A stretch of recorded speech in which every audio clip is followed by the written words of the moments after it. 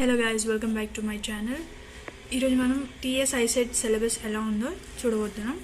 TS ICET syllabus 3 sections ఉంటాయి. అందులో first section A వచ్చేసి అనలిటికల్ ఎబిలిటీ, టోటల్ 75 మార్క్స్ ఉంటాయి. దీనిలో నుండి వస్తాయి క్వశ్చన్స్. సెక్షన్ B వచ్చేసి mathematical ability, total 75 marks. Section C వచ్చేసి communication ability, 50 marks, total 200 marks. అంటే సెక్షన్ A నుండి 75 క్వశ్చన్స్ వస్తే 75 మార్క్స్, సెక్షన్ B నుండి 75 క్వశ్చన్స్ వస్తే 75 మార్క్స్, సెక్షన్ C నుండి 50 క్వశ్చన్స్ వస్తే 50 మార్క్స్, టోటల్ 200 క్వశ్చన్స్ వస్తే 200 మార్క్స్ అనమాట. ఓకే, సెక్షన్ A వచ్చేసి మనకి అనలిటికల్ ఎబిలిటీ. ఇందులో 75 క్వశ్చన్స్ వస్తాయి, 75 marks. Each question carries 1 mark.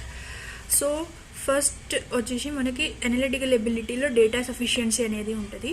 అందులో 20 క్వశ్చన్స్ వస్తాయి. అందులో నుండి 20 క్వశ్చన్స్కి 20 మార్క్స్. నెక్స్ట్ వచ్చేసి ప్రాబ్లమ్ సాల్వింగ్ క్వశ్చన్స్ వస్తాయి, 55 క్వశ్చన్స్ వస్తాయి. అందులో నుండి 55 మార్క్స్. నెక్స్ట్ ప్రాబ్లమ్ సాల్వింగ్లో సిరీస్ అని ఉంటాయి. సిరీస్లో analysis of numbers and alphabets ఉంటాయి. వచ్చేసి ఫర్ ఎగ్జాంపుల్ ఇలాంటి క్వశ్చన్స్ వస్తాయి. నెక్స్ట్ ఆడ్ థింగ్స్ అవుట్ వస్తాయి, మిస్సింగ్ నెంబర్స్ వస్తాయి. సిరీస్ అనేది మొత్తం టోటల్ 25 క్వశ్చన్స్ వస్తాయి, 25 మార్క్స్. అండ్ డేటా అనాలిసిస్ నుండి 10 క్వశ్చన్స్ వస్తాయి, 10 మార్క్స్. 10 మార్క్స్ డేటా అనాలిసిస్లో table, graph, bar diagram, pie chart, Venn diagram or passage అలా వస్తాయి. ఆ క్వశ్చన్స్కి 10 క్వశ్చన్స్ వస్తాయి, 10 మార్క్స్. నెక్స్ట్ సెక్షన్ సిలో coding and coding and decoding problems వస్తాయి, 10 క్వశ్చన్స్, 10 మార్క్స్. కోడింగ్లో code pattern of English alphabets వస్తాయి, a word or group of letters of coded and decoded questions వస్తాయి. ఈ రెండులో నుండి ఏదైనా ఈ 2 నుండి ఏదైనా ఒకటి రావచ్చు.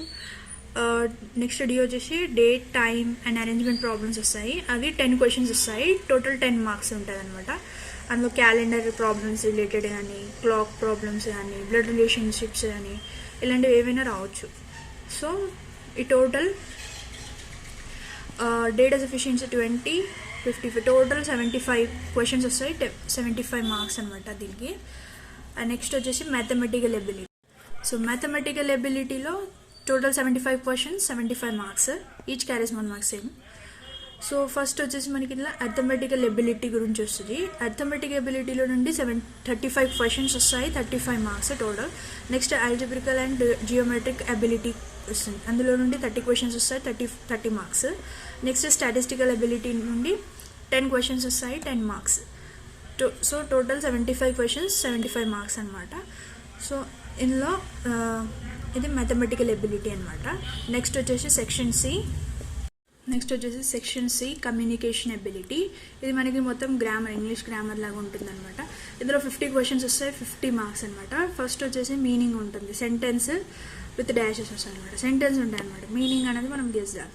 నెక్స్ట్ సినోనిమ్స్ అండ్ యాంటోనిమ్స్ వస్తాయి, opposite meaning. Verb, tenses and voice వస్తుంది. ఫ్రేజల్ వర్బ్స్ అండ్ ఇడియమ్స్ వస్తాయి. ఆర్టికల్స్ అండ్ ప్రిపోజిషన్స్ అని, computer terminology, business terminology, comprehensive 3 passages వస్తాయి. ఈచ్ ప్యాసేజ్లో 5 క్వశ్చన్స్ ఉంటాయి. ఆ 5 క్వశ్చన్స్కి మనం ఆన్సర్ చేస్తే 5 మార్క్స్ వస్తాయి అనమాట. ఓకే గైస్, ఇది వచ్చేసి మన TS ICET సిలబస్ అనమాట. Thank you for watching. Please like, share and subscribe our channel to get more useful